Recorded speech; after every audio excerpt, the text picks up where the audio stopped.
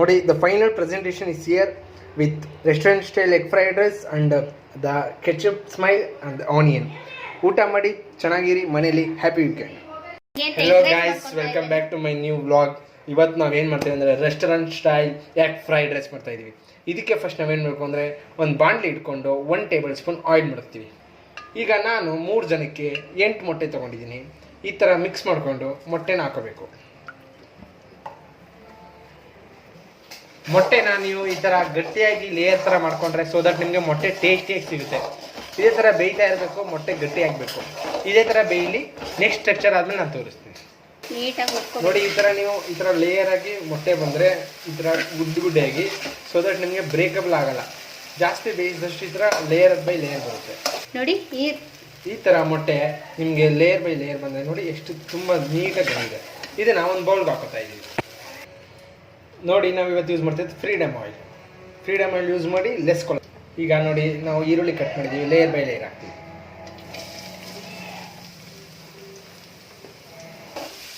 ಈರುಳ್ಳಿನ ನೀವು lightish brown colour ಬಂದರೆ ಸೊ ದಟ್ ಟೇಸ್ಟ್ ಚೆನ್ನಾಗಿರುತ್ತೆ. ಅಲ್ಲಿ ಗಂಟ ಫ್ರೈ ಮಾಡ್ಕೊಳ್ಳಿ ಡೀಪ್.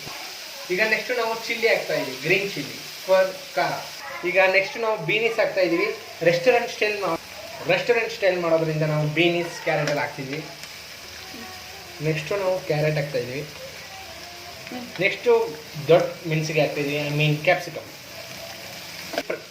ಆಯಿಲಲ್ಲಿ ಡೀಪ್ ಫ್ರೈ ಮಾಡಬೇಕು ಸೊ ದಟ್ ನಿಮಗೆ ಕ್ಯಾಪ್ಸಿಕಮ್, ಬೀನೀಸ್, ಕ್ಯಾರೆಟ್ ಎಲ್ಲ ಬಾಯ್ಲ್ ಆಗುತ್ತೆ. ಇದೇ ಥರ ಮಿಕ್ಸ್ ಮಾಡ್ತಾಯಿದ್ರೆ ನಿಮಗೆ ಆಯಿಲ್ ಡೀಪ್ ಫ್ರೈ ಆಗುತ್ತೆ ಸೊ ದಟ್ ನಿಮಗೆ ಕ್ಯಾಪ್ಸಿಕಮ್ ಎಲ್ಲ ಬೇಯುತ್ತೆ. ಈಗ ನೀವು ಸ್ವಲ್ಪ ಉಪ್ಪು ಹಾಕೊಂಡ್ರೆ ಸೊ ದಟ್ ಅದು ಕ್ಯಾರಮೆಲ್ಸ್ ಬೇಗ ಬೇಯುತ್ತೆ. ನೆಕ್ಸ್ಟು ರುಚಿಗೆ ತಕ್ಕಷ್ಟು ಹಾಕೊಳ್ಳೋಣ. ನೋಡಿ ನಿಮಗೆ ಈ ಥರ ಲೈಟಿಶ್ ಯೆಲ್ಲೋ ಕಲರ್ ಬಂದಿದೆ ಅಂದರೆ ಅದು ಬೆಂದಿದೆ ಅಂತ. ನೆಕ್ಸ್ಟ್ ನಾವು ಎಗ್ ಮತ್ತು ನೋಡಿ ನಾವು ಮನೇಲೇ ಆರ್ಗ್ಯಾನಿಕ್ಕಾಗಿ ಹಸಿ ಶುಂಠಿ ಬೆಳಿ ಮತ್ತು ಶುಂಠಿ ಬೆಳ್ಳುಳ್ಳಿ ಪೇಸ್ಟ್ ಮಾಡಿದ್ದೀವಿ.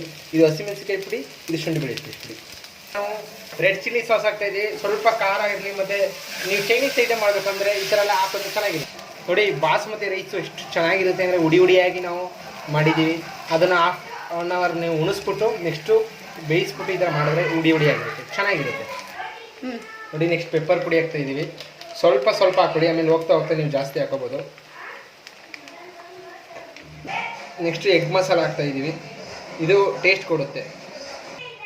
ನೋಡಿ ರುಚಿಗೆ ತಕ್ಕಷ್ಟು ಉಪ್ಪು ಹಾಕೊಂಡು ಮಿಕ್ಸ್ ಮಾಡ್ಕೋಬೇಕು.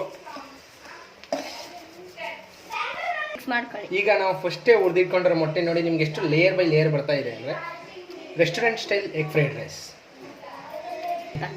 ಖಾರದ ಪುಡಿ ಹಾಕೊಳ್ಳಿ, ಖಾರ ಇಲ್ಲ ಅಂದರೆ ಖಾರ ಸರಿಯಾಗುತ್ತೆ.